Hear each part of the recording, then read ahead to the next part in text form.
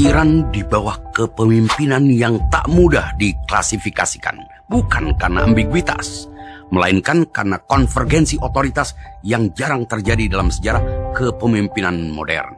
Ali Khamenei bukan sekadar pemimpin politik, melainkan titik temu dari berbagai sumber legitimasi yang berbeda, namun saling memperkuat.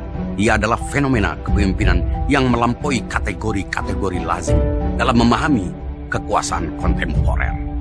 Pertama, ia adalah Muslim paling berpengaruh di dunia menurut berbagai kajian dan pemeringkatan global. Pengaruh ini tak lahir dari popularitas semata, melainkan dari kombinasi posisi institusional, jangkauan ideologis, dan dampak geopolitik yang dihasilkannya dalam lanskap kepemimpinan Muslim kontemporer yang terfragmentasi. Ketika otoritas keagamaan sering kehilangan basis politik dan otoritas politik kehilangan legitimasi religius, ia menjadi salah satu dari sedikit figur yang memiliki daya jangkau lintas geografis dan mazhab. Kedua, sebagai wali faqih, ia merupakan panutan spiritual global bagi jutaan Syiah di seluruh dunia. Posisi ini menempatkannya sebagai wakil imam suci dalam tatanan teologis Syiah 12 imam. Peran tersebut bersifat sakral, bukan administratif, yang memberinya otoritas menafsirkan kehendak ilahi dalam konteks sosial dan politik.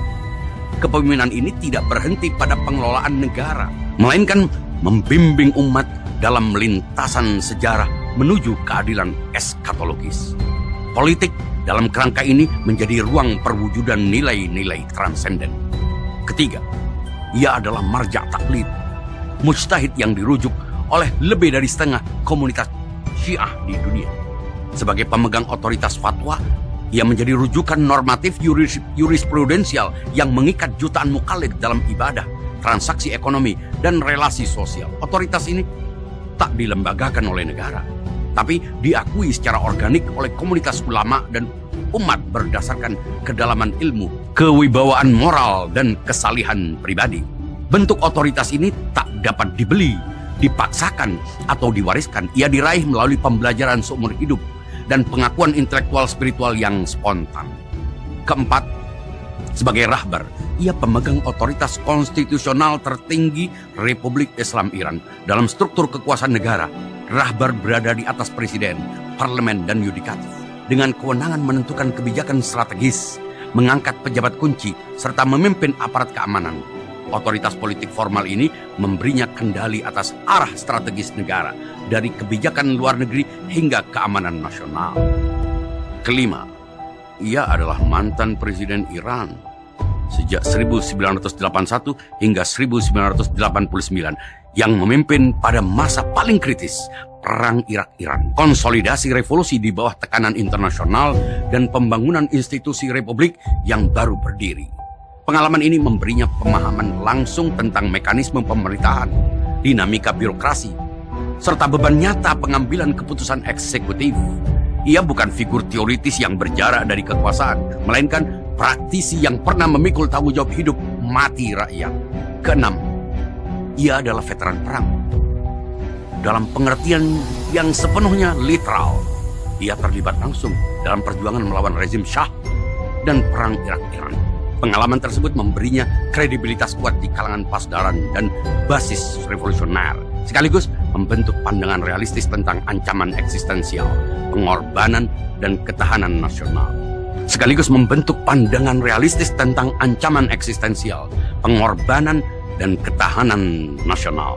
Perspektif yang berbeda. Kombinasi lapisan-lapisan ini membentuk pandangan yang tidak mudah dibaca oleh analisis konvensional ala Pentagon dan Gedung Putih. Dunia tidak diperlakukan sebagai papan catur yang sepenuhnya dapat dihitung, melainkan sebagai medan makna yang bergerak melampaui angka dan statistik.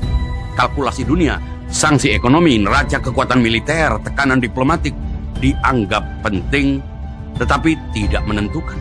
Penentunya adalah kemampuan membaca waktu, memahami kesabaran sebagai strategi aktif, serta melihat kekuatan sebagai hasil konsistensi identitas dan keyakinan, bukan sekadar akumulasi sumber daya material.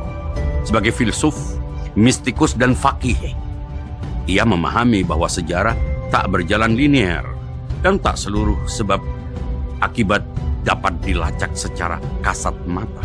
Sebagai politisi kawakan, ia tahu kapan harus keras dan kapan harus diam. Kapan berkompromi dan kapan harus bersikukuh. Sebagai veteran, ia memahami makna pengorbanan dan risiko eksistensial secara konkret. Sebagai ilmuwan agama klasik, ia memadukan rasionalitas dengan pemahaman tentang keteraturan kosmik dan sosial relasi antara yang tampak dan yang tersembunyi, antara yang fana dan yang abadi. 6 lapisan ini membentuk kepemimpinan yang sulit dipatahkan oleh tekanan konvensional. Sanksi ekonomi dapat menyakiti, tapi tak menggoyahkan keyakinan. Isolasi diplomatik dapat menyulitkan, tapi tak memaksakan perubahan identitas. Ancaman militer dapat menimbulkan kekhawatiran, tapi tak menghancurkan kesediaan untuk bertahan. Kesabaran sebagai pemimpin semacam ini tidak mudah panik oleh kegagalan taktis atau kehilangan sementara. Dengan otoritas sebagai marja, ia berbicara dalam horizon waktu yang melampaui siklus politik biasa. Berakar pada sejarah panjang Syiah, dari kesabaran Imam Hussein di Karbala hingga penantian Imam Mahdi. Penderitaan dipahami sebagai ujian, bukan tanda ditinggalkan. Kekalahan sementara diperlakukan sebagai babak dalam drama sejarah yang panjang. Ketika banyak pemimpin bereaksi impulsif terhadap krisis, ia cenderung menunggu, mengamati, dan membiarkan waktu mengungkap arah yang sebenarnya. Kesabaran di sini bukan kelemahan, melainkan alat politik paling tajam. Mengalahkan lawan melalui ketahanan, konsistensi, dan identitas yang tak bergeser. Kesabaran ini bersifat aktif. Kapabilitas tetap dibangun, aliansi diperkuat, teknologi dikembangkan, tetapi tidak digunakan secara prematur. Momentum ditunggu bukan karena takut bertindak, melainkan karena pemahaman bahwa waktu dapat menjadi sekutu terbesar. Iran tidak digerakkan oleh logika reaktif yang lazim dalam politik modern. Kekuasaan yang bertahan lama tak dibangun dari kemenangan cepat, melainkan dari konsistensi cara pandang.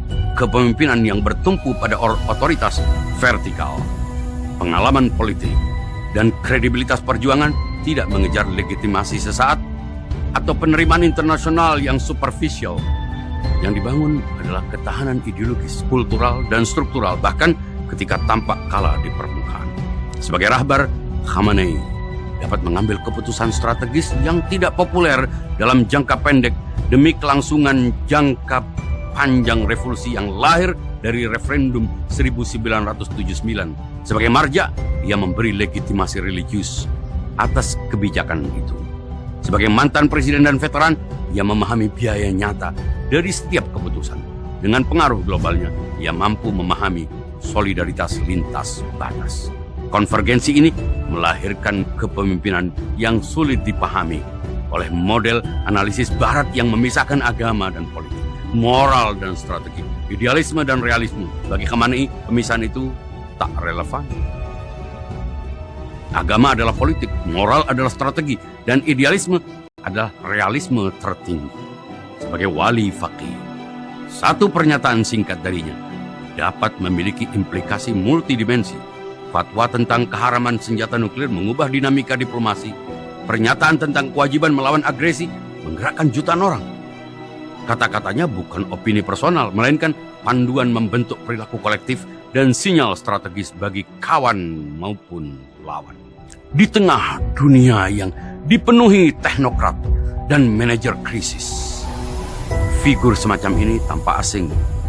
Seorang ulama dengan otoritas fatwa sekaligus komandan tertinggi militer. Seorang mistikus dan sastrawan yang mengutip puisi Hafiz, Rumi, dan Iqbal dalam pidato geopolitik. Seorang veteran revolusi, seorang veteran perang yang masih memimpin proyek yang ia perjuangkan sejak muda. Kombinasi ini tidak masuk tipologi kepemimpinan modern yang memisahkan materi dan spirit. Justru keasingan inilah yang menjadi sumber kekuatannya. Teknik-teknik pengaruh konvensional kehilangan daya ketika legitimasi utama bersumber dari otoritas vertikal dan narasi perlawanan. Sanksi, kampanye media, isolasi diplomatik tidak sepenuhnya efektif ketika penderitaan dibingkai sebagai jihad dan identitas dibangun dari keteguhan. Kepemimpinan ini tidak diukur dari respon pasar, jejak pendapat internasional, atau sorotan media global. Ukurannya adalah kemampuan bertahan jangka panjang tanpa kehilangan substansi. kesanggupan mempertahankan identitas di tengah homogenisasi global, dan keberanian untuk tetap setia pada prinsip meski harganya mahal. Dalam pengertian ini, Iran di bawah Khamenei bukan sekadar negara dengan gaya kepemimpinan tertentu, tapi proyek peradaban yang menolak sekularisasi sebagai takdir universal. Proyek ini dibangun oleh figur yang memahami bahwa peradaban tidak dibangun dalam satu generasi, tidak runtuh oleh satu krisis, dan tidak dapat diukur dengan parameter yang ditetapkan oleh pihak yang menginginkan kehancurannya. Khamenei memimpin dengan kesadaran sebagai pewaris tradisi panjang yang melampaui dirinya. Ia memimpin bukan hanya untuk Iran, melainkan untuk masa depan Islam.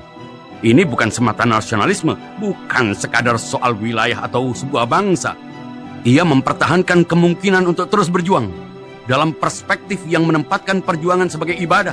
Mempertahankan kemungkinan itu sendiri adalah kemenangan yang paling sejati. Alinya Ruhullah Khomeini ini hidup dalam spirit darah mengalahkan pedang.